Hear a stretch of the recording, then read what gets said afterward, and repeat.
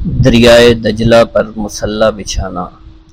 حضرت سہیل بن عبداللہ فرماتے ہیں، ایک مرتبہ حضور سیدنا غوث اعظم شیخ عبد القادر جیلانی رحمۃ اللہ علیہ عرصہ دراز تک اہل عراق کی نظروں سے اوجھل رہے۔ لوگوں نے آپ کی تلاش شروع کی تو معلوم ہوا کہ آپ کو دریائے دجلہ کی جانب جاتے ہوئے دیکھا گیا ہے۔ جب آپ کو تلاش کرتے ہوئے لوگ دریائے دجلہ کے کنارے پہنچے تو دیکھا آپ پانی پر چلتے ہوئے آ رہے ہیں۔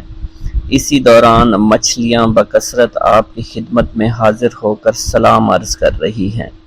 اسی دوران نماز ظہر کا وقت ہو گیا اور ایک سبز رنگ کا سونے و چاندی سے مزین مصلی نظر آیا جو کہ تخت سلیمانی کی مانند تھا، اور وہ مصلی دریائے دجلہ کے اوپر معلق ہو گیا۔ جب وہ مصلی بچھ گیا تو بہت سے لوگ آئے اور اس مصلی کے برابر کھڑے ہو گئے۔ ان لوگوں کے چہروں سے بہادری اور شجاعت جھلک رہی تھی۔ سب لوگ جو آپ کی تلاش میں آئے تھے ان کی زبانیں گنگ ہو چکی تھی، ان کی آنکھوں سے آنسو جاری تھے۔ ایک پروقار شخصیت نے آگے بڑھ کر تکبیر پڑھی اور آپ نے نماز کی امامت فرمائی۔ ملک شام میں ایک ابدال کا وصال ہو گیا۔ حضور سیدنا غوث اعظم سرزمین عراق سے فوری روحانی طور پر وہاں تشریف لے گئے۔ اس ابدال کا جنازہ میں حضرت خضر علیہ السلام اور دیگر ابدال بھی تشریف لائے۔ نماز جنازہ کی ادائیگی کے بعد آپ نے حضرت خضر سے کہا کہ قسطنطنیہ میں فلاں کافر کو یہاں لاؤ۔ حضرت خضر علیہ السلام نے اس کافر کو فوراً پیش کر دیا۔ آپ نے اس کافر کو کلمہ پڑھا کر مسلمان کیا اور اس کی مونچھوں کو پست کروا دیا۔ آپ نے اپنی ایک ہی نظر سے اس کافر کو ابدال کے مقام پر فائز فرما دیا۔ آپ نے تمام ابدالوں کو مخاطب کرتے ہوئے فرمایا کہ میں اسے وصال پانے والے ابدال کے مقام پر تعینات کرتا ہوں، جس پر تمام ابدالوں نے اپنے سر تسلیم خم کر دیے۔ حضور سیدنا غوث اعظم شیخ عبد القادر جیلانی کو ایک مرتبہ رمضان المبارک کے دوران 70 مختلف لوگوں نے افطاری کی دعوت دی۔ آپ نے ہر ایک کی دعوت کو قبول فرما لیا۔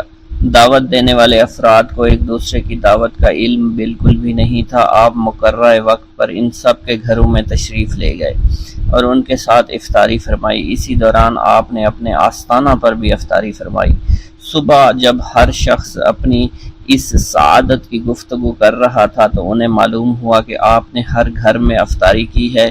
اسی دوران خدام آستانہ عالیہ پر بھی آ گئے اور کہنے لگے، آپ نے حسب معمول آستانہ عالیہ پر بھی کل ہی افطاری فرمائی تھی۔ جب آپ کی خدمت میں اس بات کو بیان کیا گیا تو آپ نے فرمایا کہ تمام لوگ اپنے قول میں سچے ہیں اور میں نے ہر ایک کی دعوت کو قبول کیا اور ہر ایک کے گھر کے ساتھ افطاری فرمائی۔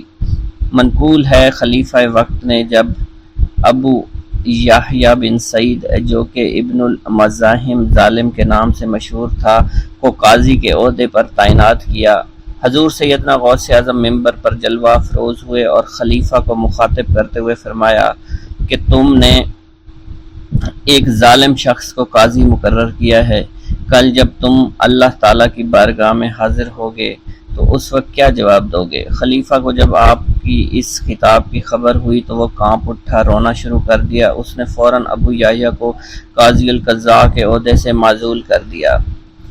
حضرت شیخ ابو عباس خضر حسین فرماتے ہیں، ایک رات ہم سب حضور سیدنا غوث اعظم کی خدمت میں حاضر تھے۔ خلیفہ وقت حاضر ہوا اور آپ کی خدمت میں سلام کرنے کے بعد مؤدب ہو کر وہ بیٹھ گیا۔ اس نے آپ کی خدمت میں 10 تھیلیاں دیناروں سے بھری ہوئی پیش کرنا چاہیے، لیکن آپ نے انہیں قبول کرنے سے انکار کر دیا۔ جب خلیفہ کا اصرار زیادہ ہوا تو آپ نے ان میں سے 2 تھیلیوں کو پکڑ کر نچوڑا، جس میں سے خون ٹپکنا شروع ہو گیا۔ آپ نے خلیفہ سے فرمایا، تم لوگوں کا خون نچوڑ کر میرے پاس لائے ہو۔ اس کی بات سن کر خلیفہ بے ہوش ہو گیا۔ آپ نے فرمایا، اگر مجھے خلیفہ کے آل رسول اللہ صلی اللہ علیہ وسلم کی عزت نہ ہوتی تو میں اس خون کو اس کے محلوں کی جانب بہا دیتا۔ حضرت شیخ ابو قاسم سے منقول ہے، حضور سیدنا غوث اعظم ہوا میں چلا کرتے تھے، فرماتے تھے کہ سورج جب تک مجھے سلام نہ کرے نہیں نکلتا۔ ہر سال میرے پاس آ کر مجھے سلام کرتا ہے اور بتاتا ہے کہ مجھ میں فلاں فلاں واقعات ہوں گے۔ اسی طرح مہینہ، ہفتہ اور دن مجھے سلام کرنے کے لیے آتے ہیں اور بتاتے ہیں کہ ہم فلاں فلاں امر وقوع پذیر ہوں گے۔ مجھے اپنے رب کی قسم لوح محفوظ میں نیک و بد میری آنکھوں کے سامنے پیش کیا جاتا ہے۔ میں مشاہدہ خداوندی اور علم خداوندی کے سمندروں میں غوطہ زن رہتا ہوں۔ میں تم سب پر حجت اللہ ہوں۔ میں روح زمین پر رسول اللہ صلی اللہ علیہ وسلم کا نائب اور وارث ہوں۔ شیخ المشائخ حضرت ابو قاسم خلف سے منقول ہے، فرماتے ہیں حضرت ابو عمرو عثمان بن اسماعیل نے مجھے 905 ہجری میں بغداد بھیجا تاکہ میں ان کے لیے حضرت امام احمد بن حنبل کی کتاب مسند امام احمد کا نسخہ لا سکوں۔ جب میں بغداد شریف آیا میں نے لوگوں کو حضور سیدنا غوث اعظم کی جانب مائل دیکھا۔ مجھے معلوم ہوا کہ آپ جو کہتے وہ وقوع پذیر ہو جاتا۔ دفتن میرے دل میں یہ خیال آیا کہ یہ اگر میرے دل کی بات بتا دیں تو میں ان کی ولایت کا قائل ہو جاؤں گا۔ چنانچہ میں نے خلاف عادت بات سوچی کہ جب میں ان کے پاس جاؤں سلام کروں تو یہ میرے سلام کا جواب نہ دیں، مجھ سے منہ پھیر کر اپنے خدام سے کہیں کہ اس آنے والے کو ایک چھوارے کا ٹکڑا اور شہد کا ایک دانگ لاؤ، اور جب یہ دونوں چیزیں آ جائیں تو آپ مجھے کلہ پہنائیں اور میرے سلام کا جواب دیں۔ حضرت ابو قاسم فرماتے ہیں یہ سب دل میں سوچتے ہوئے میں ان کے پاس جا پہنچا۔ میں نے آپ کو سلام کیا، آپ نے میرے سلام کا جواب دینے کی بجائے منہ پھیر لیا۔ اپنے خادم سے کہا جاؤ چھوارے کا ٹکڑا اور شہد کا دانگ لاؤ جو دانہ بھر سے زیادہ نہ ہو۔ اللہ عز و جل کی قسم آپ نے وہی الفاظ دہرائے جو میرے دل میں تھے۔ پھر جب خادم وہ چیزیں لے آیا تو آپ نے میرے سامنے پیش کی اور مجھے کلاه پہنانے کے بعد میرے سلام کا جواب دیا اور فرمایا اے خلف تو یہی چاہتا تھا۔ حضرت ابو قاسم خلف بن عیاش شافعی فرماتے ہیں میں دل سے آپ کی عظمت کا قائل ہو گیا، آپ کی خدمت میں رہ کر احادیث کا علم حاصل کیا۔ حضرت شیخ ابو مظفر منصور فرماتے ہیں میں حضور صلی اللہ علیہ وسلم حضور سیدنا غوث اعظم رحمۃ اللہ علیہ کی خدمت میں حاضر ہوا۔ اس وقت میں جوان تھا اور میرے پاس فلسفہ علم الروح کی ایک کتاب تھی۔ آپ نے مجھ سے فرمایا اے منصور یہ کتاب تیرا برا ساتھی ہے، اٹھو اسے دھو دو۔ حضرت شیخ ابو مظفر منصور فرماتے ہیں مگر میرے دل نے اس کو دھو ڈالنا مناسب نہیں سمجھا۔ اس کتاب میں منقول چند مسائل مجھے بے حد مرغوب تھے۔ میں نے ارادہ کیا کہ میں آپ کے سامنے سے اٹھوں اور اس کی کتاب کو گھر لے جاؤں۔ آپ نے میری جانب دیکھا اور مجھ سے اٹھا نہ گیا اور میری حالت قیدی کسی ہو گئی۔ آپ نے مجھ سے فرمایا کتاب دو۔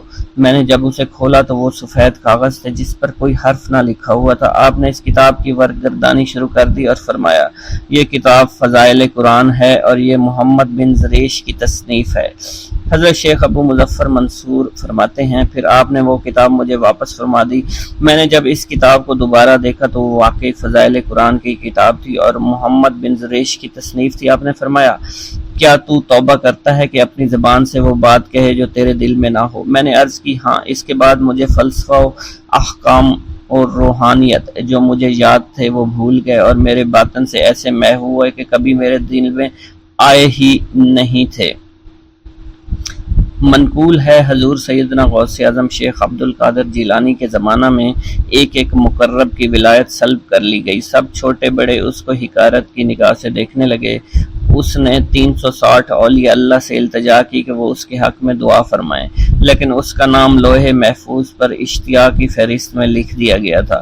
ان اولیاء اللہ نے اس کو بتایا کہ تم کامیاب نہیں ہوگے۔ اس کے چہرے کا رنگ سیاہ پڑ گیا۔ اس شخص نے حضور سیدنا غوث اعظم کی خدمت میں حاضر ہو کر دعا کی درخواست کی۔ آپ نے فرمایا تم اللہ کی بارگاہ میں مردود ہو گئے مگر میں تمہیں اللہ کی اذن سے مقبول بنا سکتا ہوں۔ پھر حضور سیدنا غوث اعظم نے اس کے لیے بارگاہ الہی میں دعا فرمائی۔ غیب سے ندا آئی کیا تمہیں معلوم ہے تم سے پہلے بھی 360 اولیاء اللہ اس کے لیے سفارش کر چکے ہیں لیکن اس کا نام لوح محفوظ پر اشتیاق کی فہرست میں لکھا جا چکا ہے۔ آپ نے عرض کیا یا الہی تو مردود کو مقبول اور مقبول کو مردود بنانے پر قادر ہے۔ اگر تیری منشا یہی ہے تو نے اس کو مقبول بنانے کے لیے مجھ سے دعا کیوں کروائی؟ غیبی ندائی اے عبد القادر اسے میں نے تمہارے سپرد کیا، تم اسے چاہے جو سزا دو اور جو چاہے بنا دو۔ چنانچہ آپ کی دعا سے وہ پھر سے بارگاہ الہی میں مقبول ہو گیا۔ حضرت شیخ ابو صالح سے منقول ہے، حضرت شیخ ابو مدین نے مجھے حضور سیدنا غوث اعظم کی خدمت میں بغداد فقر کی تعلیم کے لیے بھیجا۔ آپ نے مجھے 20 دن تک اپنے خلوت خانہ کے دروازے پر بٹھائے رکھا۔ 20 روز گزرنے کے بعد مجھے قبلہ رو ہونے کا حکم دیا گیا۔ جب میں قبلہ رو ہو گیا تو آپ نے فرمایا، اے ابو صالح اس طرف دیکھ۔ چنانچہ جب میں نے اس کی جانب دیکھا تو آپ نے فرمایا، کیا دیکھ رہے ہو؟ میں نے عرض کیا، بیت اللہ شریف میری آنکھوں کے سامنے ہے۔ آپ نے مجھے حکم دیا، اب مغرب کی سمت دیکھ۔ میں نے اپنا چہرہ مغرب کی سمت کیا تو آپ نے دریافت کیا کہ آپ کیا دیکھ رہے ہو؟ میں اپنے مرشد پاک حضرت ابو مدین کو دیکھ رہا ہوں۔ ایک مرتبہ سنان نامی عیسائی پادری نے حضور سیدنا غوث اعظم کی محفل میں حاضر ہو کر سلام عرض کیا اور حاضرین میں کھڑے ہو کر بیان دیا کہ میں یمن کا رہنے والا ہوں۔ میں نے ارادہ کیا کہ میں اسلام قبول کروں۔ اسی دوران میرے دل میں خیال پیدا ہوا کہ میں اس دور کی سب سے بہترین شخصیت کے دست مبارک پر کلمہ پڑھوں۔ اسی سوچ کے مجھے نیند آ گئی۔ خواب میں مجھے حضرت سیدنا عیسیٰ علیہ السلام کی زیارت نصیب ہوئی۔ آپ نے مجھ سے ارشاد فرمایا کہ تم بغداد شریف چلے جاؤ اور شیخ عبد القادر جیلانی کے دست حق پر اسلام قبول کرو، کیونکہ اس وقت وہ روئے زمین پر تمام لوگوں میں افضل اور اعلیٰ ہے۔ بسم اللہ الرحمن الرحیم۔ السلام علیکم۔ حضور سیدنا غوث اعظم فرماتے ہیں، میں 10 برس کی عمر میں اپنے شہر کے مکتب میں حصول علم کے لیے جایا کرتا تھا۔ اس وقت میرے ساتھ ملائکہ بھی ہوتے تھے جو میرے آگے پیچھے میری حفاظت کی غرض سے چلتے تھے۔ جب میں مدرسہ پہنچتا تھا تو وہ بار بار منادی کرتے تھے، اللہ کے ولی کے لیے جگہ خالی کر دو۔ چنانچہ وہ میرے لیے جگہ خالی کر دیتے تھے۔ ایک مرتبہ میں نے ایک ایسے شخص کو دیکھا جس نے فرشتوں کی آواز سن کر کہا کہ یہ نہایت معزز گھرانے کا فرد ہے اور عن قریب اس کو وہ عظمت اور بزرگی حاصل ہوگی جس میں کوئی مزاحمت نہ ہوگی۔ اس کو ایسا قرب نصیب ہوگا کہ اس کو کوئی فریب نہ دے سکے گا۔ پھر 40 برس بعد میں نے اس شخص کو پہچانا۔ وہ شخص ابدالوں میں سے تھا۔ حضرت شیخ ابو سعود احمد بن ابی بکر سے مروی ہے، حضور سیدنا غوث اعظم نے فرمایا، میں 25 سال تک تنہا عراق کے بیابانوں میں پھرتا رہا۔ میں لوگوں کو نہ جانتا تھا، لوگ مجھے نہیں جانتے تھے۔ اسی دوران میرے پاس رجال الغیب اور جنات تشریف لائے جنہیں میں طریقت اور رسول اللہ کی تعلیم دیا کرتا تھا۔ ابتدا میں جب میں عراق میں داخل ہوا تو حضرت خضر میرے ہم سفر تھے اور میں انہیں اس وقت سے پہچانتا نہیں تھا۔ ان کے ساتھ میرا معاہدہ ہوا کہ میں ان کے کسی حکم کی خلاف ورزی نہیں کروں گا۔ ایک مرتبہ انہوں نے مجھے ایک جگہ بیٹھنے کا حکم دیا، میں اسی جگہ 3 سال بیٹھا رہا۔ سال میں ایک مرتبہ حضرت خضر میرے پاس تشریف لاتے اور فرماتے، یہی تیرا مقام ہے جہاں تجھے پہنچایا گیا ہے۔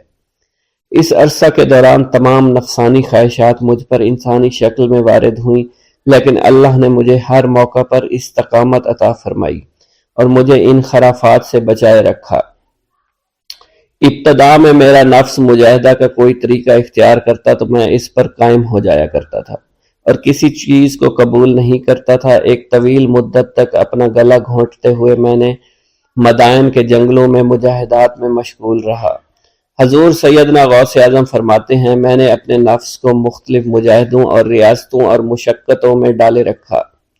1 سال تک میں گری ہوئی چیزیں اٹھا کر کھاتا رہا۔ اسی دوسرے سال میں صرف پانی پر گزارا کرتا رہا اور تیسرے سال میں نے کچھ نہ کھایا اور نہ پیا نہ ہی سویا۔ ایک مرتبہ شدید سردی کی وجہ سے میں ایوان کسریٰ کے کھنڈرات میں سویا تو رات بھر میں 40 مرتبہ احتلام ہوا۔ میں نے ہر مرتبہ دریائے دجلہ پر جا کر غسل فرمایا، پھر نیند کے خوف سے محل کے اوپر ایک ویران جگہ پر چڑھ گیا اور وہاں 2 سال تک قیام کیا، حتیٰ کہ سردی کے سوا کوئی شے کھانے کو میسر نہیں تھی۔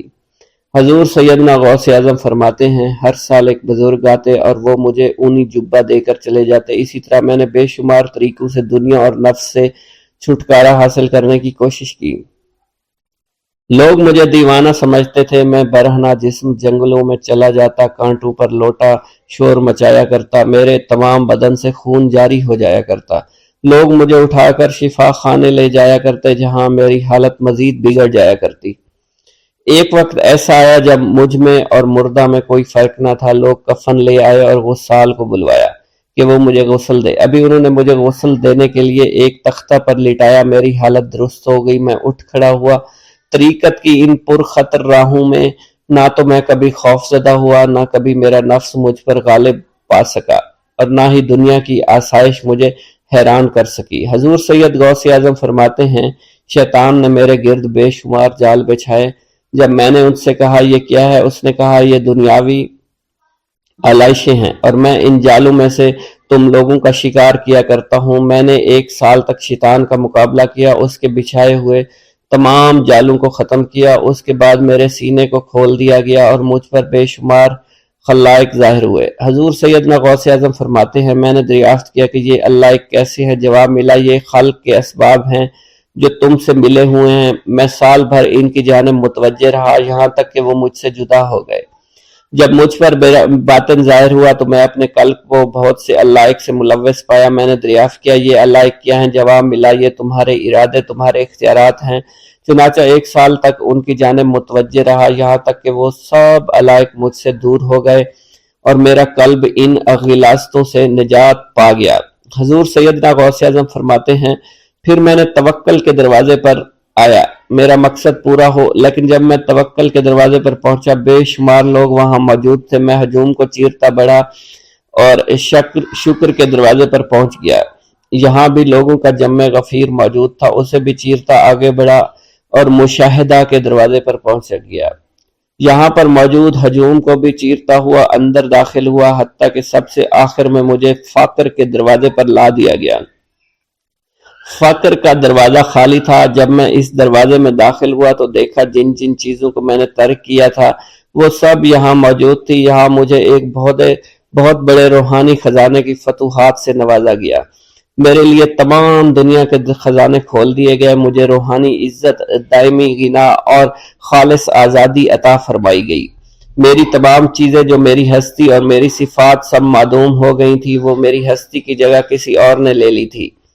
حضرت شیخ ابو سعید مخزومی نے حضور سیدنا غوث اعظم کو خرقہ خلافت سے نوازا اور فرمایا، اے عبد القادر، یہ وہ خرقہ ہے جو حضور نبی کریم صلی اللہ علیہ وسلم نے سیدنا علی المرتضیٰ کو عطا فرمایا۔ سیدنا علی المرتضیٰ نے یہ خرقہ خواجہ حسن بصری کو عطا فرمایا، جس سے ہوتا ہوا یہ مجھ تک پہنچا، اور یہ تمہاری امانت تھی جو میں نے تم تک پہنچا دی۔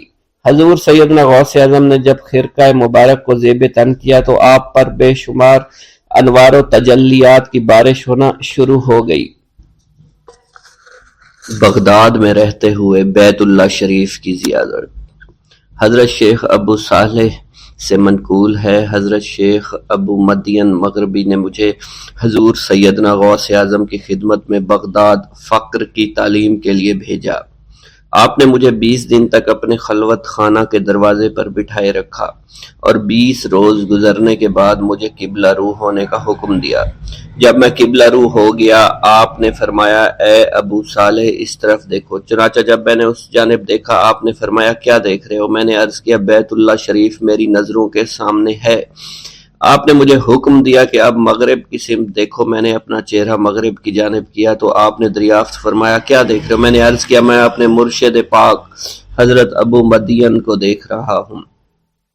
ایک مرتبہ سنان نامی عیسائی پادری نے غوث اعظم کی محفل میں حاضر ہو کر سلام عرض کیا اور حاضرین میں کھڑے ہو کر بیان دیا کہ میں یمن کا رہنے والا ہوں۔ میں نے ارادہ کیا میں اسلام قبول کروں۔ اسی دوران میرے دل پہ یہ خیال پیدا ہوا کہ میں اس دور کی سب سے بڑی شخصیت کے دست مبارک پر کلمہ پڑھوں۔ اس سوچ کے دوران مجھے نیند آ گئی۔ خواب میں مجھے حضرت سیدنا عیسیٰ علیہ السلام کی زیارت نصیب ہوئی۔ آپ نے مجھ سے ارشاد فرمایا کہ تم بغداد شریف چلے جاؤ اور شیخ عبد القادر جیلانی کے دست حق پر اسلام قبول کرو، کیونکہ اس وقت وہ روئے زمین پر تمام لوگوں میں افضل و اعلیٰ ہیں۔ حضرت شیخ عمر الکیمانی رحمۃ اللہ علیہ سے منقول ہے، ایک مرتبہ حضرت سیدنا غوث اعظم کی خدمت میں 13 لوگ دائرہ اسلام میں داخل ہونے کے لیے حاضر ہوئے۔ ان لوگوں نے بیان کیا کہ ہم عرب کے عیسائی ہیں، ہم نے کلمہ پڑھنے کا ارادہ کیا، ابھی سوچ رہے تھے کہ کسی مرد کامل کے دست حق پر کلمہ پڑھیں۔ ہمیں ہاتف غیب سے آواز سنائی دی کہ بغداد جا کر شیخ عبد القادر جیلانی کے دست مبارک پر کلمہ پڑھو۔ حضرت ابو الحسن علی سے منقول ہے، فرماتے ہیں ایک مرتبہ ایک جماعت کثیر کے ہمراہ حضرت سیدنا غوث اعظم کی زیارت باسعادت کے لیے روانہ ہوا۔ اسی دوران بے شمار لوگ میرے پاس آتے رہے، اپنی مشکلات کے حل کے لیے مجھ سے کہتے رہے میں حضور سیدنا غوث اعظم سے ان کی سفارش کروں گا۔ حضرت ابو الحسن علی بن ملاعب القواس فرماتے ہیں رستے میں ایک بد اخلاق لڑکا بھی ہمارے قافلے میں شامل ہو گیا۔ مجھے اس کا علم تھا کہ یہ اکثر و بیشتر ناپاک رہتا ہے اور بول و براز کے بعد استنجا بھی نہیں کرتا۔ حسن اتفاق کے حضور سیدنا غوث اعظم سے بھی رستہ میں ملاقات ہو گئی۔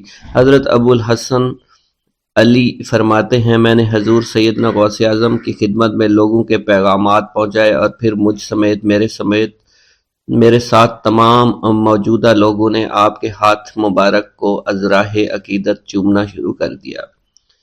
وہ فرماتے ہیں جب اس بد اخلاق لڑکے نے حضور سیدنا غوث اعظم رحمت اللہ علیہ کا ہاتھ مبارک چوما تو بے ہوش ہو کر زمین پر گر پڑا۔ جب اس کو ہوش آیا تو اس کے چہرہ پر داڑھی نمودار ہو چکی تھی اور اس نے آپ کے دست حق پر توبہ کی، پھر اس کا شمار نیکوں میں ہوا۔ حضرت شیخ زین الدین فرماتے ہیں میں نے حضور سیدنا غوث اعظم سے علم حاصل کیا۔ اللہ عز و جل نے مجھے ایک سال میں اتنا علم دیا کہ دوسروں کو وہ علم 20 سال میں بھی نصیب نہ ہوا ہوگا۔ میں نے آپ سے مصر جانے کی اجازت طلب کی تو آپ نے فرمایا دمشق پہنچ کر غازیوں کو مصر میں داخل ہونے کے لیے تیار پائے گا تاکہ اس پر قابض ہو جائیں، مگر ان سے کہنا وہ ہرگز کامیاب نہیں ہوں گے، ہاں دوسری مرتبہ وہ ضرور کامیاب ہوں گے۔ حضرت شیخ زین الدین فرماتے ہیں جب میں دمشق پہنچا میں نے وہی حال پایا، آپ نے بیان فرمایا، میں نے ان سے کہا تو وہ نہ رکے۔ جب میں مصر پہنچا میں نے خلیفہ کو ان کو مقابلے کے لیے تیار کیا، میں نے خلیفہ سے کہا گھبراؤ نہیں، تم کامیاب ہو جاؤ گے۔ جب غازی مصر پہنچے تو ان کو شکست ہوئی۔ شیخ زین الدین فرماتے ہیں خلیفہ نے مجھے اپنا ندیم خاص مقرر کر دیا اور اپنے ہر راز سے مجھے واقفیت دے دی۔ پھر دوسری مرتبہ غازی آئے، انہوں نے مصر پر قبضہ کر لیا۔ مجھے حضور سیدنا غوث اعظم کے قول کے مطابق ہر ایک سے 1.5 لاکھ دینار ملے۔ مجھے مصر میں ہر خاص و عام میں مقبولیت حاصل ہو چکی تھی اور بے شمار لوگ میرے وعظ سے مستفیض ہونے لگے تھے۔ حضرت سیدنا غوث اعظم شیخ عبد القادر جیلانی کی خدمت میں ایک عورت حاضر ہوئی، آپ سے دعا کی درخواست کی کہ اس کے ہاں اولاد ہو۔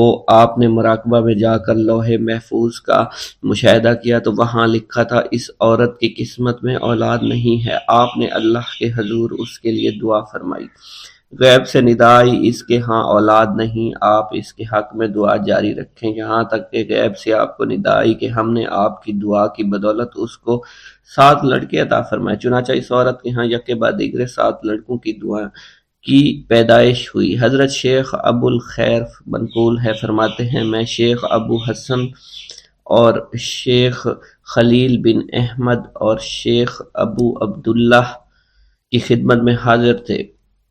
آپ نے فرمایا تم سب اپنی اپنی حاجات بیان کرو، میں انشاءاللہ تمہاری حاجات پوری کروں گا۔ شیخ ابو سعود نے کہا کہ میں ترک دنیا اختیار کرنا چاہتا ہوں۔ شیخ ابو قائد نے کہا میں مجاہدی کی قوت چاہتا ہوں۔ شیخ ابوالزاز نے کہا کہ میں خوف الہی چاہتا ہوں۔ شیخ فارسی نے کہا اللہ کے ساتھ میرا ایک حال ہے جسے میں کھو بیٹھا میں چاہتا ہوں کہ میرا وہ حال لوٹ آئے۔ شیخ جمیل نے کہا میں حفظ وقت چاہتا ہوں۔ شیخ عمر نے کہا کہ میں علم کی زیادتی چاہتا ہوں۔ حضرت شیخ ابو الخیر محفوظ فرماتے ہیں حضور سیدنا غوث اعظم نے فرمایا انشاءاللہ تم سب کی حاجات جلدی پوری ہوں گی۔ چنانچہ آپ کا قول پورا ہوا اور تمام لوگوں کی حاجات پوری ہوئی ما سوائے شیخ خلیل کے، کیونکہ حضرت شیخ خلیل نے قطبیت مانگی تھی جس کا ابھی وقت نہیں آیا تھا۔ حضرت ابو سعود فرماتے ہیں حضرت شیخ حماد دباس کی خدمت میں حاضر ہو کر عرض کیا حضور میں ملک شام کی جانب مال تجارت لے کر جانا چاہتا ہوں اور میرا یہ قافلہ تیار ہے، میرے پاس 700 دینار کا مال ہے۔ حضرت شیخ حماد دباس نے فرمایا اگر تم اس سال سفر کرو گے تو تم سفر میں ہی قتل کر دیے جاؤ گے اور تمہارا تمام مال و اسباب لوٹ لیا جائے گا۔ حضرت حماد باز کی بات سن کر وہ تاجر حضور سیدنا غوث اعظم کی خدمت میں حاضر ہوا اور حضرت حماد باس کی بات بیان کر دی۔ آپ نے فرمایا کہ تم سفر پر جاؤ، میں تمہارا ضامن ہوں۔ آپ کا فرمان سن کر وہ سامان تجارت لے کر شام پہنچا۔ اپنا تمام مال فروخت کرنے کے بعد وہ تاجر اپنے کسی کام سے حلب گیا۔ وہاں ایک مقام پر اس نے 1000 دینار رکھ دیا اور حلب میں اپنی قیام گاہ پر واپس آ گیا۔ اس نے خواب میں دیکھا عرب بتوؤں نے ایک قافلہ لوٹا ہے، قافلہ کے کئی آدمیوں کو قتل کیا ہے جس میں وہ شامل ہے۔ اس کے بعد وہ بیدار ہوا، گھبرا کر اس جگہ پہنچا جہاں اس نے 1000 دینار رکھے تھے۔ اس کے دینار وہیں پر رکھے اس کو مل گئے۔ دینار لے کر واپس قیام گاہ پہنچا، بغداد شریف واپس جانے کی تیاری شروع کر دی۔ جب وہ تاجر بغداد شریف واپس پہنچا تو پہلے حضرت حماد باس کی خدمت میں حاضر ہوا تو آپ نے فرمایا کہ تم پہلے حضور سیدنا غوث اعظم کی خدمت میں حاضر ہوا، کیونکہ وہ محبوب سبحانی ہیں۔ انہوں نے اللہ کے حضور تمہارے لیے 70 مرتبہ دعا مانگی، یہاں تک کہ تمہاری حقیقت کو خواب میں بدل دیا گیا۔ وہ تاجر آپ کی خدمت میں حاضر ہوا اور آپ نے حضرت حماد باس کی بات کی تصدیق کی۔ حضرت شیخ ابراہیم قندوزی کی آمد۔ ایک دن حضرت خواجہ معین الدین چشتی حسب معمول درختوں کو پانی دے رہے تھے۔ حضرت شیخ ابراہیم قندوزی گھومتے پھرتے اسی باغ کی طرف آن نکلے۔ حضرت شیخ ابراہیم قندوزی اسی آبادی میں رہا کرتے تھے جہاں آپ مقیم تھے، اور وہ اللہ عز و جل کے عشق میں اس قدر ڈوبے ہوئے تھے کہ ان پر عشق حقیقی کی وجہ سے اکثر خود فراموشی کی حالت طاری رہتی تھی۔ آبادی کے بچے اور بوڑھے انہیں مجذوب کہا کرتے تھے اور قدر کی نگاہ سے دیکھا کرتے تھے۔ جس وقت آپ کی نظر حضرت شیخ ابراہیم قندوزی پر پڑی تو سب کام چھوڑ کر آپ ان کی جانب متوجہ ہو گئے۔ آگے بڑھ کر خوش آمدید کہا اور دست مبارک کو بوسہ دیا، پھر نہایت عزت اور احترام کے ساتھ ایک سایہ دار درخت کے نیچے بٹھایا۔ ان دنوں انگوروں کا موسم تھا، کچھ پکے ہوئے خوشے بیلوں سے اتار کر آپ کی خدمت میں پیش کیے اور خود باادب ہو کر دو زانوں بیٹھ گئے۔ حضرت شیخ ابراہیم قندوزی کو حضرت خواجہ معین الدین چشتی کی مہمان نوازی کا انداز بہت پسند آیا۔ آپ کا یہ ادب بہت بھلا محسوس ہوا۔ حضرت شیخ ابراہیم قندوزی پہچان گئے کہ یہ بچہ نہایت ہونہار اور راہ حق کا متلاشی ہے۔ حضرت شیخ ابراہیم قندوزی نے اپنی جیب سے ایک کھلی کا ٹکڑا نکالا، دندان مبارک سے چبا کر خواجہ معین الدین چشتی کے دہنے مبارک میں ڈال دیا۔ وہ کھلی کا ٹکڑا شباب معرفت کا جام تھا جسے پیتے ہی آپ پر خودی کی کیفیت طاری ہو گئی اور نگاہوں سے تمام حجابات دور ہو گئے۔ آنکھوں میں نور ہی نور چھا گیا، تعینات کے حجابات سامنے سے اٹھ گئے، جوش حیرت قلب پر طاری ہو گیا، آنکھیں کھلی کی کھلی رہ گئیں۔ یہ نہیں کہا جا سکتا حضرت خواجہ معین الدین چشتی اس حالت فراموشی میں کب تک آئینہ حیرت بنے رہے۔ جب آپ کو ہوش آیا تو ساقی جام معرفت محفل سے اٹھ چکا تھا، دل قابو سے باہر ہو گیا، طبیعت پر جبر کر کے دامن صبر قرار تھام کر کے بیٹھ گئے۔ عشق میں صبر چونکہ انتہائی دشوار ہوتا ہے، لہٰذا حضرت خواجہ معین الدین چشتی کو بھی قرار نہ رہا، اور جو جلوہ آپ کو حضرت شیخ ابراہیم قندوزی دکھا چکے تھے، اس جلوہ کو دیکھنے کے بعد آپ خود پر ایک دیوانگی کی ایک کیفیت طاری ہو چکی تھی، اور دنیا اور دولت، دنیا سب حقیر اور بے وقعت دکھائی دینے لگی۔ آپ کے قلب میں عشق خداوندی جوش مارنے لگا اور قلب تمام دنیاوی آلائشوں سے پاک ہو گیا اور دنیا سے بے پرواہ ہو چکا تھا۔ جیسے جیسے وقت گزرتا گیا، حضرت خواجہ معین الدین چشتی کی دیوانگی اور وارفتگی بڑھتی چلی گئی۔ آپ نے حضرت شیخ ابراہیم قندوزی کے ہاتھوں جام معرفت پینے کے تیسرے دن ہی اپنی تمام املاک فروخت کر کے اس رقم کو راہ خدا میں خرچ کر دیا اور خود معمولی ساز راہ لیا اور اپنے وطن اور اپنے عزیز و اقارب اور رفقا کی محبت کو خیر باد کہہ کر چل دیے۔ محبوب حقیقی کے سچے عاشقوں کا یہ دستور رہا ہے کہ وہ قرب یار پانے کے لیے سب سے پہلے علوم ظاہری کا زینہ طے کیا کرتے ہیں، پھر عمل کی دشوار گزار منزلوں کو طے کر کے علوم باطنی سیکھتے ہیں، تب کہیں جا کر انہیں جلوہ محبوب دکھائی دیتا ہے۔ خواجہ معین الدین چشتی نے بھی اپنے مطلوب تک رسائی کے لیے یہی راستہ اختیار کیا۔ اس زمانہ میں ترکستان کی سرحد پر واقع سمرقند اور بخارا کے عظیم الشان دارالعلوم عالمگیر شہرت رکھتے تھے۔ مشرق و مغرب کے ہزاروں طلبہ ہر سال علم کی دولت سے مالا مال ہونے کے لیے ان دارالعلوم کا رخ کیا کرتے تھے۔ حضرت خواجہ معین الدین چشتی نے تحصیل علوم و فنون کے لیے سمرقند بخارا کا انتخاب کیا۔ بخارا پہنچ کر آپ علم حاصل کرنے میں مشغول ہو چکے تھے۔ اگرچہ حضرت خواجہ معین الدین چشتی کی صغیر سنی کی تعلیم کے متعلق کسی سوانح نگار نے قلم کو جنبش نہیں دی کہ والدین نے آپ کو گھر میں ابتدائی تعلیم دی تھی، مگر سادات خراسان کے مقتدر خاندانوں سے تعلق اور عارف و کامل صاحب فضل و باپ کی گود میں پرورش پانے والے حضرت خواجہ معین الدین چشتی بھلا کیوں کر ان پڑھ رہ سکتے تھے۔ حالات و واقعات کے سیاق و سباق میں غور کرنے سے معلوم ہوتا ہے کہ آپ نے اگرچہ زیادہ تعلیم تو نہیں، کم از کم قرآن مجید کی تعلیم اور علوم مروجہ کی ابتدائی کتابیں ضرور پڑھی ہوں گی، اور یہ بات بھی بعد از قیاس نہیں کہ قرآن مجید کے کچھ سپارے بھی حفظ کیے ہوں۔ بہرحال بخارا پہنچنے سے پہلے آپ نوشت خواندند سے واقف ضرور تھے۔ حضرت خواجہ معین الدین چشتی بخارا کے تمام علماء فضلاء کے حلقہ درس میں شریک ہوئے۔ تذکروں اور سوانح عمری کے مطالعہ سے یہ پتہ نہیں چلتا ہے کہ آپ نے کن کن اساتذہ کے سامنے زانوئے تلمند طے کیا، مگر آپ کے اساتذہ میں حضرت مولانا حسام الدین بخاری خصوصیت کے ساتھ قابل ذکر ہیں، جنہوں نے آپ کو دستار فضیلت عطا فرمائی۔ حضرت مولانا حسام الدین بخاری کی دستگاہ سے آپ نے علوم ظاہری کی تکمیل فرمائی۔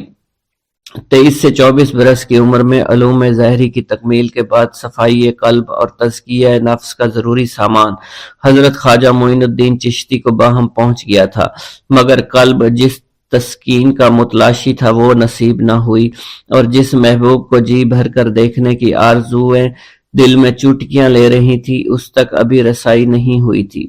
عشق اور مشک چھپائے نہیں چھپتا، عشق کی آگ حضرت خواجہ معین الدین چشتی کے تن اور من کو جلا رہی تھی۔ تعلیم کی ہوا نے اس آگ کے شعلوں کو اور بھی تیز کر دیا، محبت کا ذوق بڑھ رہا تھا، عشق کے جذبات بھڑک رہے تھے۔ بالآخر جب بے قراری جنون کی حد کو پہنچی، آپ جانب عراق روانہ ہوئے۔ قصبہ سبحان پہنچ کر حضرت شیخ نجم الدین کبرا سے ملاقات ہوئی، اور 15 دن آپ نے حضرت شیخ نجم الدین کبرا کے ہاں قیام فرمایا۔ سبحان سے روانہ ہو کر سنجان سے روانہ ہو کر حضرت خواجہ معین الدین چشتی بغداد شریف روانہ ہو گئے۔ ان دنوں حضور سیدنا غوث اعظم قصبہ جبل میں تشریف فرما تھے۔ یہ قصبہ کوہ جودی کے دامن میں آباد تھا، جہاں طوفان نوح کے وقت حضرت نوح کی کشتی آ کر رکی تھی۔ آپ حضور سیدنا غوث اعظم کی صحبت اور زیارت سے مشرف ہوئے۔ اس وقت آپ کی ابتدائی حالت تھی۔ حضور سیدنا غوث اعظم نے آپ کے حق میں دعائے خیر فرمائی۔ اس وقت آپ کی ابتدائی حالت تھی۔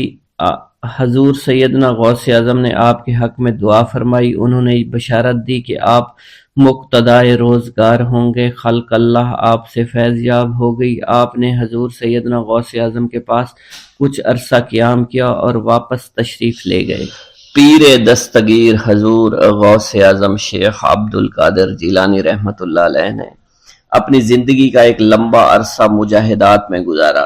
جب آپ بغداد شریف میں علم دین پڑھتے تھے، آپ کا معمول تھا کہ مدرسے کے اسباب پڑھ کر جنگل کی طرف نکل جایا کرتے تھے اور وہیں اپنے سبق یاد کرتے تھے، عبادت میں مصروف اور مشغول رہا کرتے تھے۔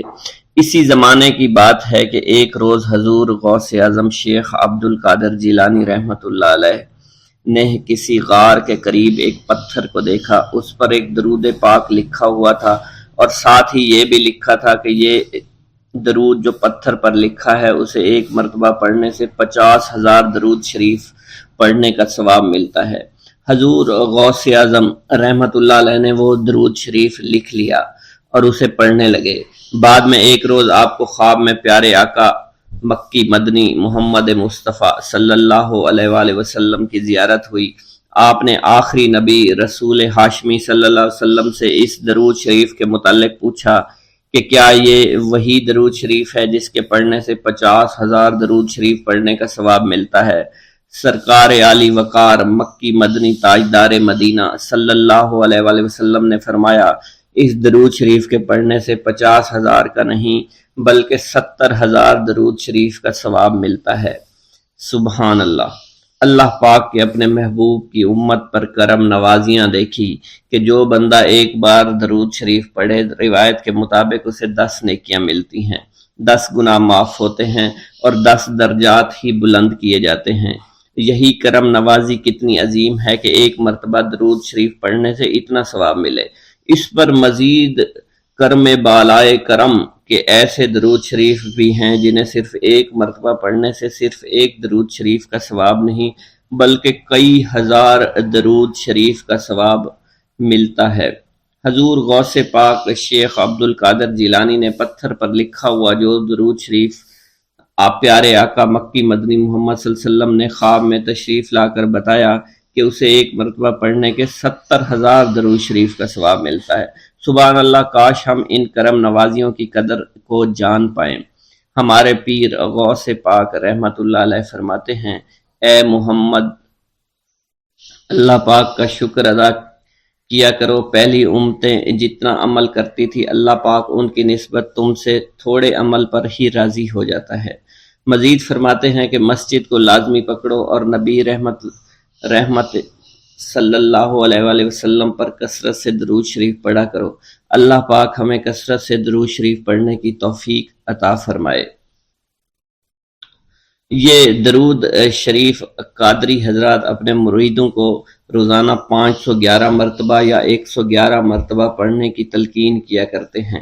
یہ درود شریف رحمت خداوندی کا خزانہ ہے، لہٰذا جو شخص اس درود شریف کو روزانہ 111 مرتبہ تاحیات پڑھتا رہے گا وہ رحمت خداوندی سے مالا مال ہو جائے گا، اور جو شخص روزانہ اس درود پاک کو کم از کم ایک بار ضرور پڑھیں اس سے ہزاروں نعمتیں حاصل ہوں گی۔ نمبر 1، رزق میں برکت ہوگی، تمام کام آسمان سے ہو جائیں گے، رضا کے وقت کلمہ نصیب ہوگا، موت کے وقت جان کنی کی سختی سے محفوظ رہے گا، قبر میں وسعت ہوگی، کسی کی محتاجی نہیں رہے گی، مخلوق خدا اس سے محبت کریں گے۔ ناظرین کرام، اس سے معلوم ہوا کہ اس درود پاک اور اس سے برکت حاصل کرنے کے لیے اسے روزانہ ہمیں پڑھنا چاہیے۔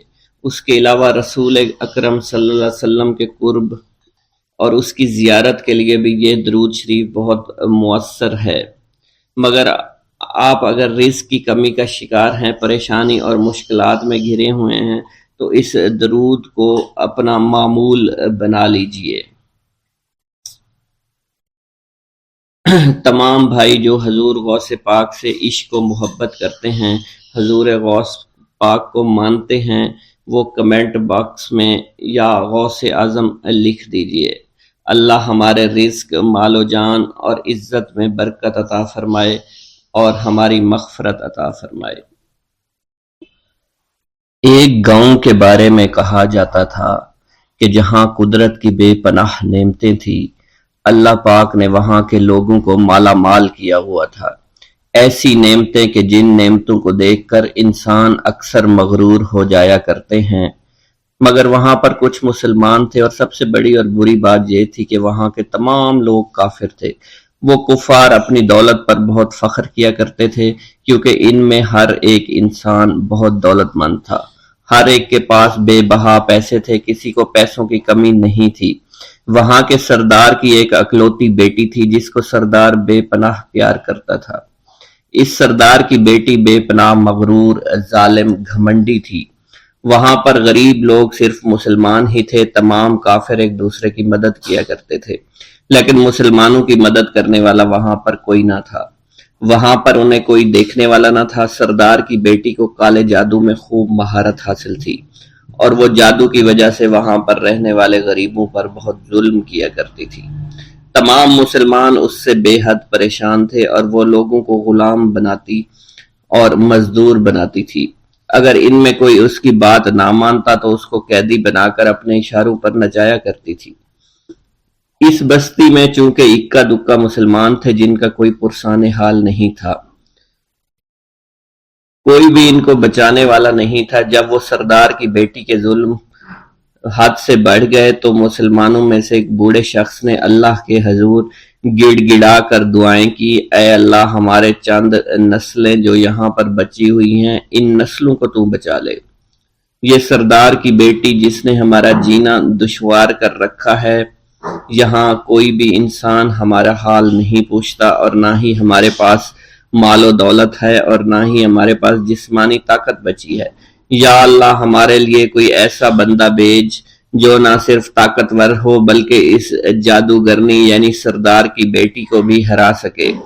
اللہ رب العزت نے اس بوڑھے کی دعا کو قبول فرمایا اور یوں اس جگہ پر ایک اللہ والے کو بھیج دیا، اور وہ اللہ والے ایسے ہی بستی میں داخل نہیں ہوئے بلکہ ایک دن کچھ عجیب واقعہ ہوا۔ ان کافروں کا سردار جنگل میں سیر سپاٹے کرتے ہوئے نکلا تھا، بڑی شان سے چلتا ہوا وہ سفر کر رہا تھا۔ اچانک ایک زہریلا سانپ اس کے سامنے آیا۔ اس زہریلے سانپ نے بادشاہ کو ڈس لیا اور وہ بے ہوش ہو کر زمین پر گر پڑا اور تڑپنے لگا۔ اس کے جو ساتھی تھے انہوں نے جب اپنے سردار کو یوں تڑپتا ہوا دیکھا اور سردار کی غیر حالت دیکھی تو کہ جسے ایک زہریلے سانپ نے کاٹ لیا ہے، تو وہ فوراً اسے اٹھا کر گھر لے آئے تاکہ اسے بچانے کے لیے کچھ کیا جا سکے۔ اس لڑکی نے اپنے باپ کی جب یہ حالت دیکھی تو اپنے آس پاس کے بڑے بڑے حکیموں کو بلایا، لیکن عجیب بات یہ تھی کہ لاکھ کوشش کے باوجود زہر نکالنے میں سارے ناکام ہو رہے تھے اور زہر تیزی کے ساتھ اس کے جسم میں پھیلتا چلا جا رہا تھا۔ لیکن اسی وقت وہاں ایک درویش کی آمد ہوئی، ایک اللہ والے آئے، ان اللہ پاک نے اس مقصد کے تحت وہاں بھیجا تھا۔ اس اللہ کے ولی نے سردار کے گھر پر پہنچ کر دروازے کو کھٹکھٹایا۔ نوکروں نے پوچھا کون ہو، کس سے ملنا ہے؟ اس نے کہا میں نے سنا ہے کہ یہاں کے سردار کو سانپ نے ڈس لیا ہے۔ نوکر کہنے لگے کہ تمہیں کیسے پتا چلا کہ یہاں کے سردار کو سانپ نے ڈس لیا ہے؟ تم تو ہمیں اجنبی لگتے ہو، ہم نے تمہیں آج تک یہاں نہیں دیکھا ہے۔ اس نے کہا میں مسافر ہوں اور مجھے خبر ملی ہے کہ یہاں کے سردار کو ایک زہریلے سانپ نے ڈس لیا ہے اور کوئی بھی اس کا علاج نہیں کر پا رہا۔ نوکروں نے کہا تم کون ہو؟ اللہ والے نے کہا میں حکیم ہوں اور میں ان کے علاج کی غرض سے یہاں آیا ہوں۔ وہ نوکر اللہ والے کی حالت دیکھ کر ہنسنے لگے کیونکہ آپ نے پھٹے پرانے کپڑے پہن رکھے تھے اور دیکھنے سے بہت غریب معلوم ہوتے تھے۔ وہ نوکر کہنے لگے کہ اتنے بڑے سردار کا علاج کرو گے؟ ارے یہاں تو اس کے پاس بڑے بڑے حکیم بلائے گئے ہیں، ہمارے سردار کے پاس پیسوں کی کوئی کمی نہیں ہے، اور وہ تم جیسے غریب سے بھلا کیوں علاج کروائیں گے؟ درویش نے کہا اگر تم چاہتے ہو تمہارے سردار کی جان بچ جائے پھر مجھے اندر جانے دو۔ غلام کہنے لگا ٹھیک ہے ہم اندر جا کر اجازت لے کر آتے ہیں۔ نوکر اندر گئے، سردار کی بیٹی سے کہا ایک غریب آیا ہے، کپڑوں سے فقیر معلوم ہوتا ہے لیکن کہتا ہے میں سردار کا علاج کر سکتا ہوں اور میں سردار کا علاج کروں گا۔ جو زہر تیزی کے ساتھ جسم میں پھیل رہا ہے میں اس کو باہر نکال پھینک کروں گا۔ اس کی بیٹی کہنے لگی ٹھیک ہے بلا لو۔ جب وہ اللہ والے اس کے گھر کے اندر گئے تو دیکھا سردار تڑپ رہا تھا، ٹانگ کو بار بار بستر پر پٹخ رہا تھا۔ اللہ والے نے اس کے پیر کی طرف دیکھا جہاں سانپ نے اس کو کاٹا تھا، اسی جگہ اللہ والے نے تھوک دیا، فوراً وہاں سے بھاگ گئے۔ اس کے سارے سپاہی اس کی بیٹی دیکھ کر حیران رہ گئے کہ یہ بھلا کون سا دیوانہ ہے، کمرے میں آیا علاج کی بجائے اسی جگہ پر تھوک دیا جہاں صرف کاٹا تھا اور بھاگ بھی گیا، اس کو کوئی گرفتار نہیں کر سکا۔ سردار کی بیٹی غصے میں تل ملا اٹھی کہ اس نے جو گستاخی کی ہے اس کی کوئی بات نہیں، تھوک کو میں صاف کروا دوں گی، مگر اس کو تو میں ابھی گرفتار کرواتی ہوں۔ اور اس نے اپنے سردار کے ایک نوکر سے کہا کہ اس تھوک کو صاف کرو۔ اس نوکر نے تھوک کو صاف کرنے کی بجائے اس کو اچھی طرح سے ٹانگ پر مل دیا۔ لڑکی نے کہا کیا کر رہی ہو؟ اس فقیر نے میرے باپ کی ٹانگ پر تھوک دیا، اب اس تھوک کو تم مل رہے ہو؟ حکیم نے اپنے ہاتھ کے اشارے سے سردار کے بیٹے کو روک دیا۔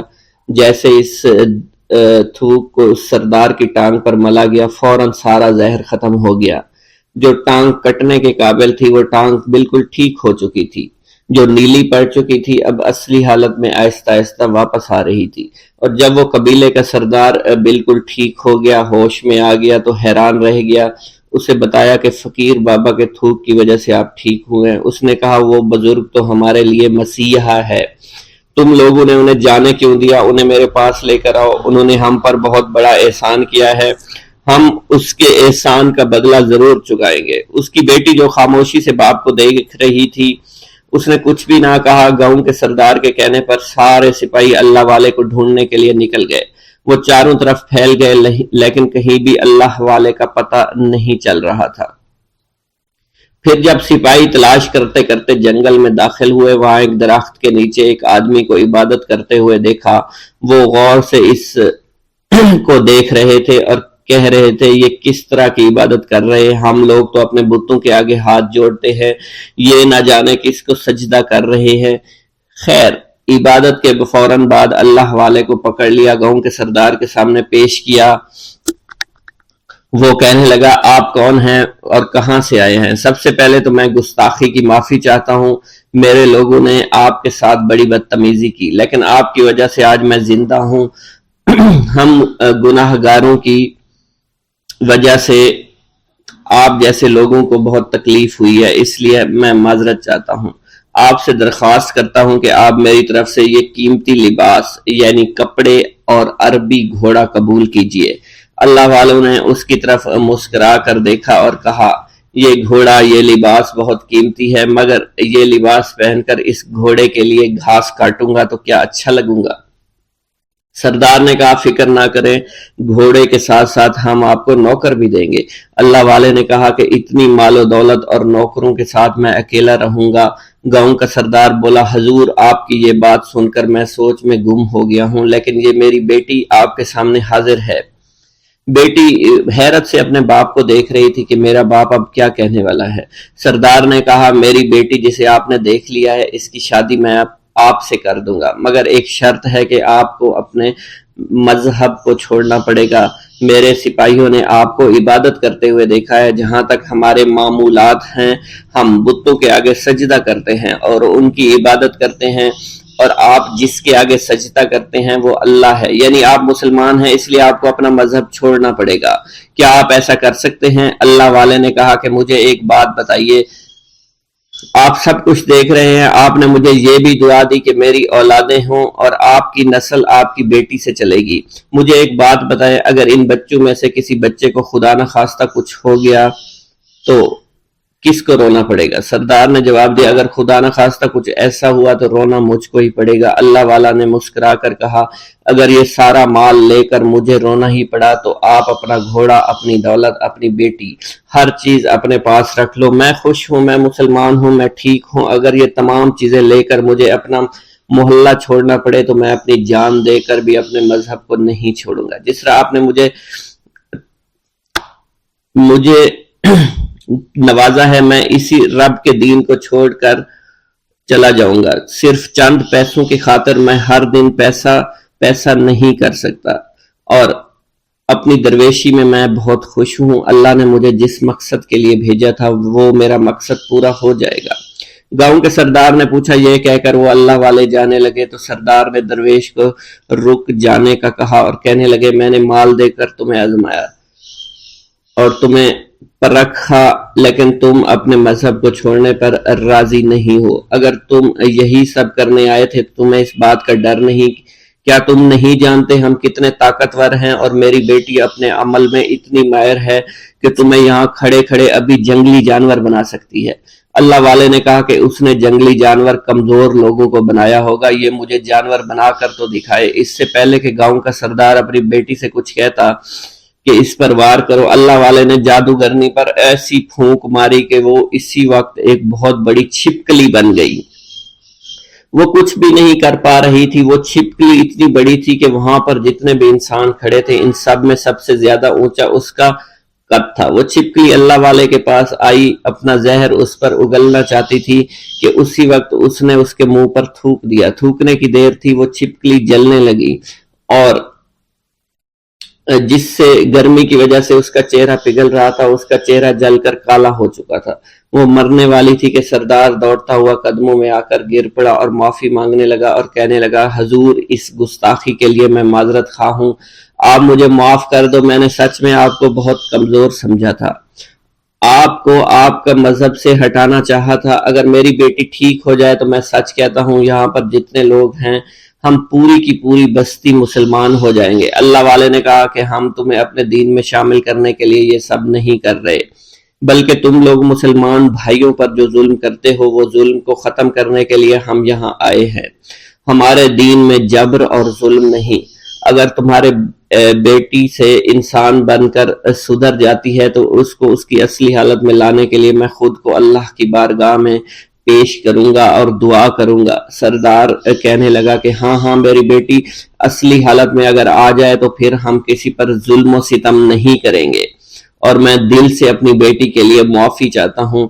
آج سے یہ کوئی بھی جادو ٹونا اور مسلمانوں کو تنگ نہیں کرے گی اور نہ ہی کسی مسلمان پر یہ ظلم اور جبر کرے گی، بس آپ اسے دوبارہ سے انسان بنا دے۔ اللہ والا نے چھپکلی پر دوبارہ سے پھونک ماری تو پھر سے انسان بن گئی اور اللہ والے کے قدموں سے وہ لپٹ گئی، کہنے لگی مجھے معاف کر دیجئے، مجھے معاف کر دیجئے، میں نے اپنے آپ کو بہت طاقتور سمجھا۔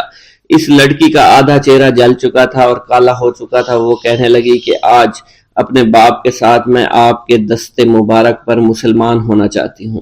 میں وعدہ کرتی ہوں کہ آج سے اس بستی پر کوئی بھی کافر کسی مسلمان کے ساتھ بدتمیزی نہیں کرے گا، زیادتی نہیں کرے گا، ظلم اور جبر نہیں کرے گا، بلکہ ہم سب یہاں مل جل کر رہیں گے اور بھائی چارے کے ساتھ رہیں گے۔ ہم سب مسلمان ہو جائیں گے اور پھر یوں اللہ والے کے ہاتھوں پوری بستی کا سردار اور اس کی بیٹی نے اسلام قبول کر لیا اور سردار نے اللہ والے سے اپنی بیٹی کا نکاح کر دیا اور پھر اس بستی میں ہمیشہ کے لیے امن و امان قائم ہو گیا۔ بسم اللہ الرحمن الرحیم۔ منقول ہے کہ حضور سیدنا غوث اعظم کے زمانہ میں ایک مقرب کی ولایت سلب کر لی گئی۔ سب چھوٹے بڑے اس کو حقارت کی نگاہ سے دیکھنے لگے۔ اس نے 360 اولیاء اللہ سے التجا کی کہ وہ اس کے حق میں دعا فرمائیں، لیکن اس کا نام لوح محفوظ پر اشتیاق کی فہرست میں لکھ دیا گیا۔ ان اولیاء اللہ نے اس کو بتایا کہ تم کامیاب نہیں ہوگے۔ اس کے چہرے کا رنگ سیاہ پڑ گیا۔ اس شخص نے حضور سیدنا غوث اعظم شیخ عبد القادر جیلانی کی خدمت میں حاضر ہو کر دعا کی درخواست کی۔ آپ نے فرمایا تم اللہ عز و جل کی بارگاہ میں مردود ہو گئے ہو، مگر میں تمہیں اللہ کے اذن میں مقبول بنا سکتا ہوں۔ پھر حضور سیدنا غوث اعظم نے اس کے لیے بارگاہ الہی میں دعا فرمائی تو غیب سے ندا آئی، کیا تمہیں معلوم ہے کہ تم سے پہلے بھی 360 اولیاء اللہ اس کے لیے سفارش کر چکے ہیں، لیکن اس کا نام لوح محفوظ پر اشتیاق کی فہرست میں لکھا جا چکا ہے۔ یا الہی تو مردود کو مقبول، مقبول کو مردود بنانے پر قادر ہے۔ اگر تیری منشا یہی ہے تو نے اس کو مقبول بنانے کے لیے مجھ سے دعا کیوں کروائی؟ غیبی ندائی، اے عبد القادر، اسے میں نے تمہارے سپرد کیا، تم اسے جو چاہے بنا دو۔ چنانچہ آپ کی دعا سے وہ پھر سے بارگاہ الہی میں مقبول ہو گیا۔ حضرت شیخ ابو صالح سے منقول ہے، حضرت شیخ ابو مدین مغربی نے مجھے حضور سیدنا غوث اعظم شیخ عبد القادر جیلانی کی خدمت میں بغداد فقر کی تعلیم کے لیے بھیجا۔ آپ نے مجھے 20 دن تک اپنے خلوت خانہ کے دروازہ پر بٹھائے رکھا اور 20 روز گزرنے کے بعد مجھے قبلہ رو ہونے کا حکم دیا گیا۔ جب میں قبلہ رو ہو گیا آپ نے فرمایا اے ابو صالح اس طرف دیکھو۔ چنانچہ میں نے اس جانب دیکھا تو آپ نے فرمایا کیا دیکھ رہے ہو؟ میں نے عرض کیا بیت اللہ شریف میری نگاہوں کے سامنے ہے۔ آپ نے مجھے حکم دیا کہ اب مغرب کی سمت دیکھو۔ میں نے اپنا چہرہ مغرب کی جانب کیا تو آپ نے فرمایا کہ اب کیا دیکھ رہے ہو؟ میں نے عرض کیا کہ میں اپنے مرشد پاک حضرت ابو مدین کو دیکھ رہا ہوں۔ ایک مرتبہ سنان نامی عیسائی پادری نے حضور سیدنا غوث اعظم کی محفل میں حاضر ہو کر سلام عرض کیا۔ حاضرین کھڑے ہو کر بیان دیا کہ میں یمن کا رہنے والا ہوں، میں نے ارادہ کیا کہ میں اسلام قبول کروں گا۔ اسی دوران میرے دل میں خیال پیدا ہوا میں اس دور کی سب سے بہترین شخصیت کے دست مبارک پر کلمہ پڑھوں۔ اسی سوچ کے دوران مجھے نیند آ گئی۔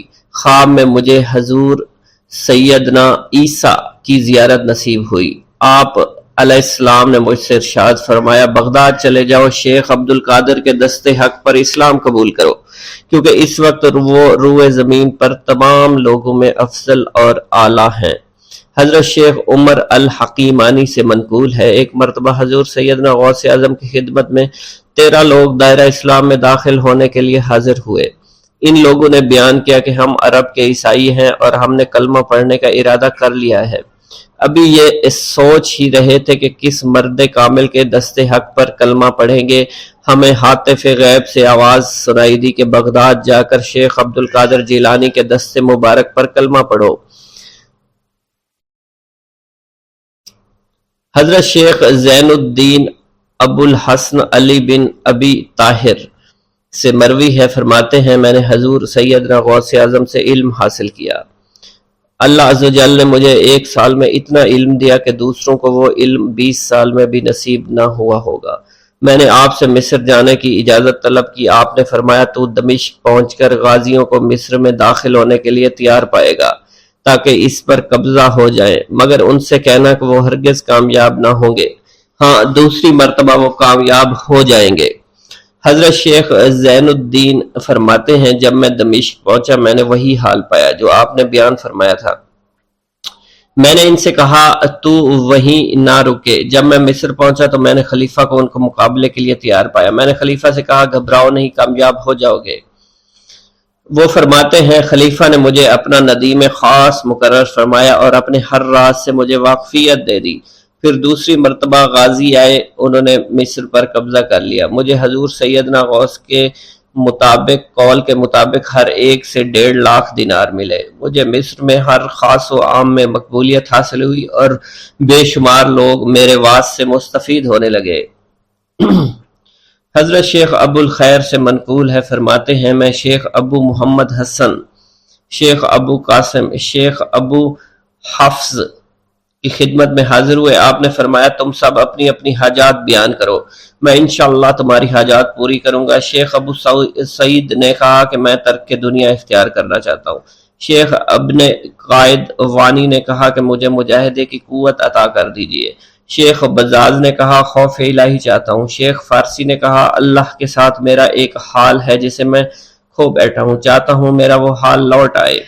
شیخ جمیل نے کہا میں حفظ کرنا چاہتا ہوں۔ شیخ عمر نے کہا میں علم کی زیادتی چاہتا ہوں۔ شیخ خلیل نے کہا میں چاہتا ہوں مجھے موت نہ آئے، یہاں تک کہ مجھے مقام قطبیت پر فائز کیا جائے۔ شیخ ابو البرکات نے کہا کہ میں محبت الہی میں استغراق چاہتا ہوں۔ شیخ ابو عبداللہ نے کہا کہ میں نائب وزیر بننا چاہتا ہوں۔ شیخ ابو مفتوح نے کہا کہ میں خلیفہ کے گھر کا استاد بننا چاہتا ہوں۔ حضرت شیخ ابو الخیر فرماتے ہیں حضور سیدنا غوث اعظم نے فرمایا انشاءاللہ تم سب کی حاجات جلد پوری ہوں گی۔ چنانچہ آپ کا قول پورا ہوا اور تمام لوگوں کی حاجات پوری ہوئیں ماں سوائے شیخ خلیل کے، کیونکہ حضرت شیخ خلیل نے قطبیت مانگی تھی جس کا وقت ابھی نہیں آیا تھا۔ حضرت ابو السعد عبداللہ سے مروی ہے کہ میری کنواری بیٹی فاطمہ گھر کی چھت پر چڑھی تو اسے کوئی چیز اٹھا کر لے گئی۔ اس وقت میری بیٹی کی عمر 16 برس تھی۔ میں حضور سیدنا غوث اعظم شیخ عبد القادر جیلانی کی خدمت میں حاضر ہوا اور سارا ماجرا ان کے گوش گزار کر دیا۔ آپ نے فرمایا تم آج رات کو کرخ کے ویرانے میں جاؤ اور تل خمس 5واں ٹیلا کے پاس جا کر بیٹھ جاؤ اور اپنے ارد گرد دائرہ کھینچ لو۔ دائرہ کھینچتے وقت بسم اللہ علی نیت عبد القادر کے الفاظ پڑھنا۔ جب رات بڑھے گی جنوں کے گروہ مختلف شکلوں میں تیرے نزدیک سے گزریں گے، تم انہیں دیکھ کر خوف زدہ مت ہونا۔ جب صبح ہو جائے گی تو جنوں کا بادشاہ جماعت کے ہمراہ گزرے گا، وہ تجھ سے تیری حاجت پوچھے گا، تو اسے بتانا عبد القادر نے بھیجا ہے اور میری حاجت یہ ہے۔ ابو سعید فرماتے ہیں میں نے حکم کی تعمیل کی، آپ کے فرمان کے مطابق ڈراؤنی شکلوں والے لوگ گزرے مگر دائرہ کے نزدیک کوئی نہ آ سکا، یہاں تک کہ صبح جنوں کا بادشاہ گھوڑے پر سوار ہو کر آیا، اس کے ساتھ ایک کثیر جماعت بھی تھی۔ اس نے مجھ سے کہا، میری حاجت پوچھی، میں نے اسے حضور سیدنا غوث اعظم کا پیغام پہنچاتے ہوئے کہا اور اپنی حاجت بیان کی۔ میری بات سن کر وہ بادشاہ گھوڑے سے اترا، زمین کو بوسہ دیتے ہوئے دائرہ کے کنارے بیٹھ گیا۔ بادشاہ کے بیٹھتے ہوئی جماعت بھی بیٹھ گئی۔ پھر بادشاہ نے اپنی جماعت کے کچھ لوگوں کو حکم دیا، جاؤ، جس نے یہ کام کیا ہے اسے میرے پاس لے کر آؤ۔ چنانچہ وہ لوگ ایک سرکش جن کو پکڑ لائے جس کے ساتھ میری بیٹی بھی تھی۔ جنوں کے بادشاہ سے کہا گیا کہ یہ ملک چین کے سرکش جنوں میں سے ہے۔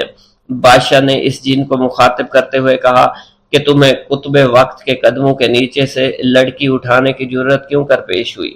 اس سرکش جن نے کہا کہ میں اس لڑکی پر عاشق ہو گیا تھا۔ بادشاہ جن نے اس سرکش جن کو سر قلم کرنے کا حکم دیا اور میری بیٹی مجھے واپس لوٹا دی۔ میں نے بادشاہ جن سے کہا کہ تم نے حضور سیدنا غوث اعظم کا حکم بجا لانے میں کوئی کسر نہ چھوڑی۔ بادشاہ جن نے کہا کہ وہ گھر بیٹھے ہم جیسے سرکشوں کو دیکھ لیتے ہیں، خواہ کتنی ہی دور کیوں نہ بیٹھے ہوں۔ جب اللہ عز و جل کوئی کتب مقرر کرتا ہے تو اسے جن و انس پر قدرت عطا فرما دیتا ہے۔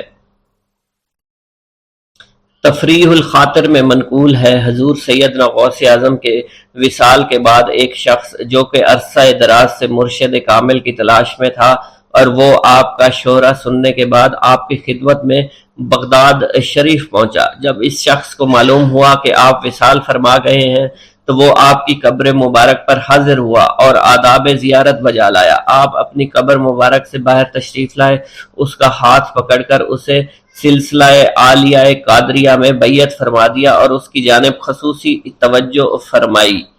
حضرت ابو بکر ارکیمی فرماتے ہیں میں ابتدائی عمر میں شتر بانی کا کام کیا کرتا تھا۔ ایک مرتبہ مجھے ایک شخص کے ساتھ حج کرنے کا اتفاق ہوا۔ اس شخص کو یہ خطرہ لاحق ہوا کہ وہ عنقریب مر جائے گا۔ اس نے مجھے ایک چادر اور 10 دینار دیے اور فرمایا یہ میری امانت، تم بغداد شریف واپس جا کر حضور سیدنا غوث اعظم شیخ عبد القادر جیلانی رحمۃ اللہ علیہ کی خدمت میں پیش کر دینا۔ حضرت ابو بکر الکیمی فرماتے ہیں کہ میں اس وصیت کے کچھ دنوں بعد اس شخص کا انتقال ہو گیا۔ میں جب بغداد شریف تشریف لایا تو لالچ میں پھنس گیا۔ میرے دل میں خیال آیا ان چیزوں کے متعلق کسی کو کچھ علم نہیں ہے، چنانچہ میں نے وہ چادر اور 10 دینار اپنے پاس رکھ لیے۔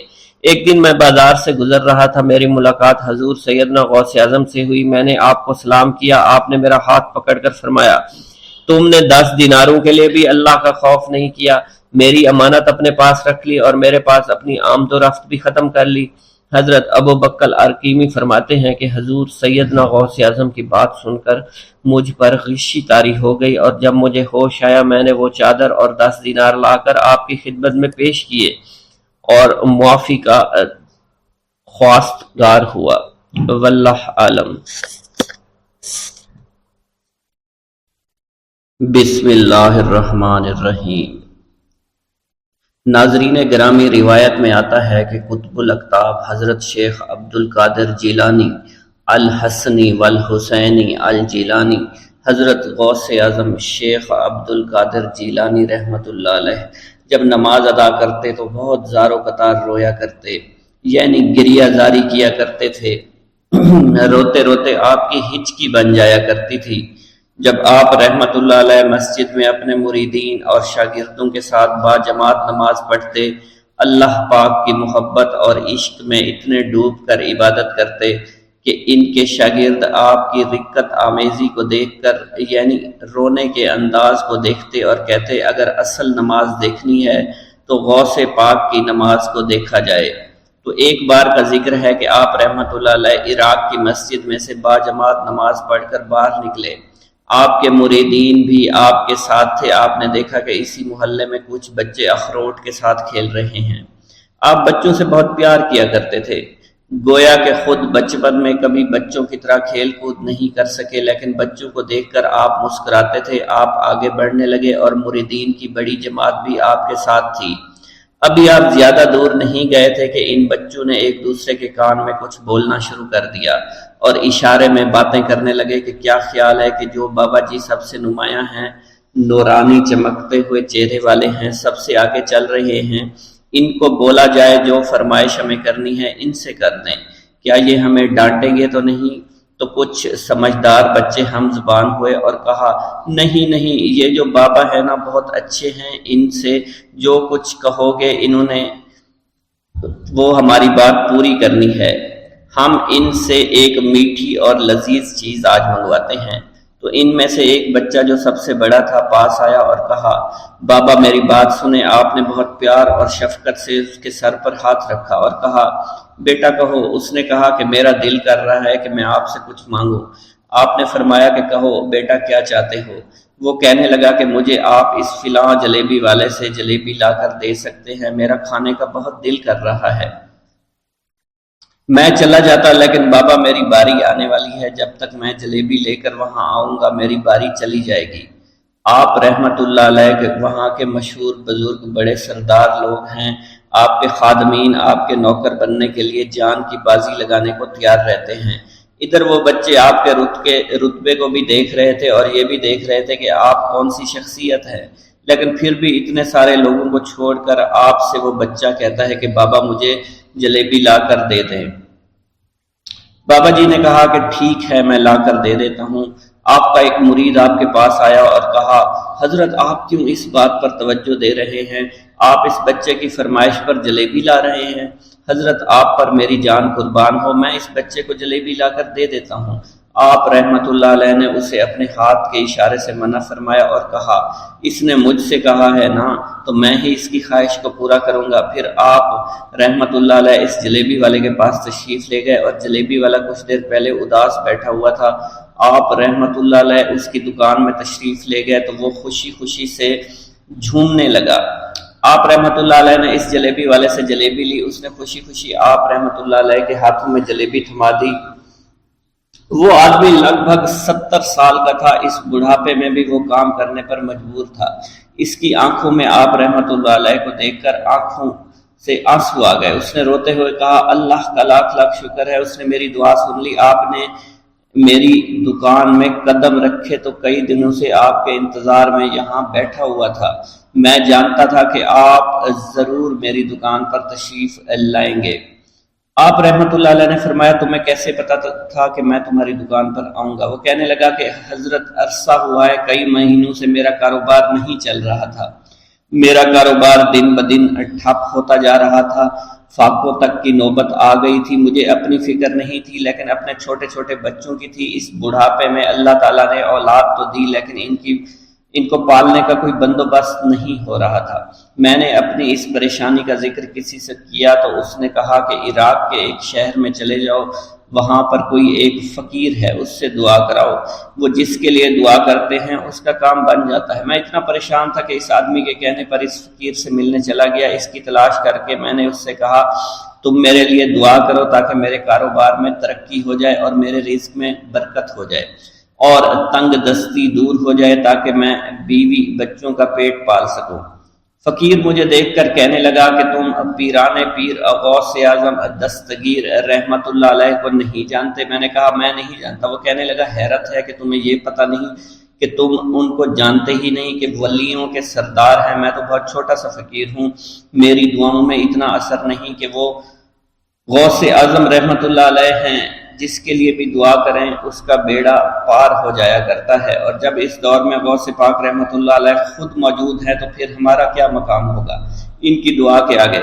हमारी दुआ कुछ भी नहीं है। मैंने कहा, अगर ये बात है कि आपसे बड़ा कोई बुजुर्ग है तो मुझे बताइए कि गौस पाक रहमतुल्लाह अलैह मुझे कहाँ मिलेंगे और मैं कहाँ जाऊं उनसे मिलने के लिए? वो कहने लगा कि वो जीलान में हैं, तुम उधर जाओ, हमारी क्या जरूरत कि आपके लिए दुआ करें। आप रहमतुल्लाह अलैह जिसके लिए भी दुआ फरमाते हैं उसका बेड़ा पार हो जाता है और इसको कहीं बोल जाने की जरूरत नहीं होती। हजूर जब इस फकीर ने मुझे ये बात कही तो फौरन जीलान शरीफ में आ गया और यहाँ पर मैंने आपकी तलाश शुरू की। आज देखिए आप खुद ब खुद मेरी दुकान पर तशरीफ लाए हैं। अब देखिए कि आपके आने से कैसा नूर मेरी दुकान में आ गया है। حضور میرے حق میں دعا فرما دیجئے، اللہ پاک میری زندگی کو آسانیاں عطا فرمائے، مجھے اپنی بیوی اور بچوں کی بہت فکر ہے۔ آپ رحمۃ اللہ علیہ نے فرمایا پریشان ہونے کی ضرورت نہیں، اللہ تعالیٰ سب معاملات ٹھیک فرما دے گا۔ یہ کہہ کر آپ تشریف لے گئے، اس بچے کے پاس آئے اور اس کے ہاتھ میں جلیبی تھما دی۔ ابھی وہاں سے جانے والے تھے، دوسرا بچہ آیا، اس نے کہا کہ بابا آپ نے اسے تو جلیبی لا کر دی ہے، مجھے بھی لا کر دیں۔ آپ نے اس سے بھی تسلی دی اور کہا میں تمہیں بھی جلیبی لا کر دے دیتا ہوں بیٹا۔ یہ دیکھ کر مریدین بہت غصہ ہونے لگے اور کہا کہ حضور ہم اس بچے کو جلیبی لا کر دے دیتے ہیں، آپ کیوں زحمت کرتے ہیں؟ لیکن آپ نے فرمایا نہیں، یہ بچے مجھ سے کہہ رہے ہیں نا، میں ان کا نہیں ٹال سکتا۔ حضور آپ بہت مصروف شخصیت ہے، کیوں ان چھوٹے بچوں کی باتیں سن رہے ہیں؟ آپ نے ہاتھ کے اشارے سے انہیں روکا اور فرمایا اللہ تعالیٰ نے ہمیں جس کام کے لیے چنا ہے بس وہ کام ہی ہم کر رہے ہیں، تم لوگ اللہ پاک کی حکمت کو نہیں سمجھ رہے۔ پھر آپ جتنی بار وہ بچے آپ کو بھیجتے رہے، آپ رحمۃ اللہ علیہ ان کے لیے جلیبیاں لاتے رہے، حتیٰ کہ آخری بچے کو بھی آپ نے جلیبی لا کر دے دی اور وہ مزے سے کھانے لگے۔ جلیبی کھانے کے بعد وہ آپ کو دعائیں کرنے لگے اور کہا آپ بہت اچھے انسان ہیں، جیسا کہ آپ کے بارے میں ہم نے سنا تھا آپ ویسے ہی ہیں، آپ اخلاق کے بہت عمدہ ہیں، آپ کی سخاوت کے بارے میں ہم نے جتنا سن رکھا تھا آپ اتنے ہی سخی ہیں، ہم آپ سے بہت خوش ہوئے۔ آپ رحمۃ اللہ علیہ مسکرائے، بچوں کی خوشی دیکھ کر آپ کو دلی اطمینان ملا۔ اب ایک اور نماز کا وقت ہو رہا تھا، آپ نے مریدین سے کہا کہ چلو نماز پڑھنے کے لیے مسجد میں چلتے ہیں۔ وہ سب مل کر مسجد میں چلے گئے اور اللہ کی عبادت میں مصروف ہو گئے۔